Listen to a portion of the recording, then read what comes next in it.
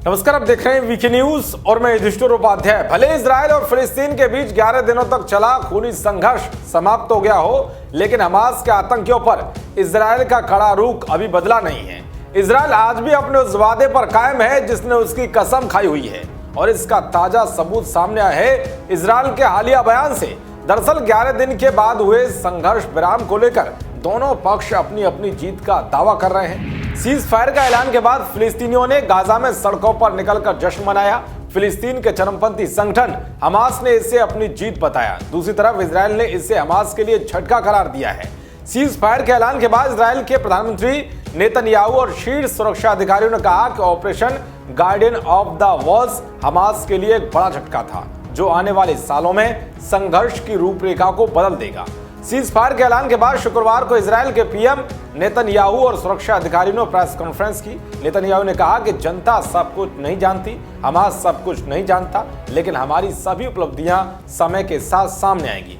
Netanyahu ने सख्त लहजे में कहा कि यदि हमास को लगता है कि उसके रॉकेट हमलों को हमने बर्दाश्त किया तो वे गलत है। अतीत में जो हुआ वो अब नहीं होगा। हमास के लड़ाके सुरंगों और अपने बिलों से बाहर आते हैं, लेकिन वे जानते हैं कि वे निकल कर कहां जा रहे हैं। वे हमारी ताकत जानते हैं और हम उन्हें सालों पीछे ढकेलते हैं। दरअसल इजराइल हमास के सुरंगी नेटवर्क को तबाह कर चुका है। तो इजरायली सुरक्षा के chief of staff lieutenant general Aviv Kochavi ने कहा है कि हमास हमें ठीक से समझ नहीं पाया था, उसे इतना तगड़ा जवाब मिलेगा जिसकी उसे उम्मीद नहीं थी। नेतन्याहू ने अपनी सेना की नैतिकता की तारीफ की। उन्होंने कहा कि इजराइल ने अन्य देशों की तरह किसी भी हद तक गिरकर काम नहीं किया।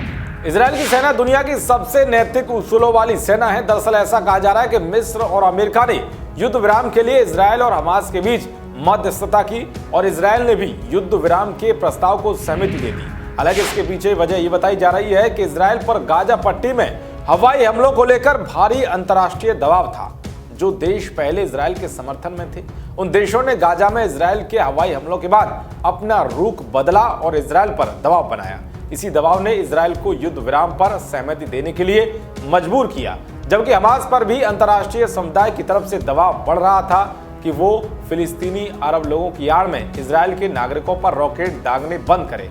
यानी दोनों पक्षों पर दबाव था, और इसीलिए 11 दिनों बाद युद्ध विराम पर सहमति बन गई। लेकिन ये युद्ध विराम कब तक रहता है ये किसी को पता नहीं है, क्योंकि साल 2014 में भी एक ऐसे प्रस्ताव पर दोनों पक्षों के बीच सहमति बनी थी, लेकिन दुर्भाग्यवश ये प्रस्ताव ज्यादा दिन तक नहीं टिका, और इस बार भी हो सकता है कि ये युद्ध विराम ज्यादा दिन तक ना चले। देश और दुनिया की तमाम खबरों को पाने के लिए देखते रहिए वीके न्यूज। नमस्कार।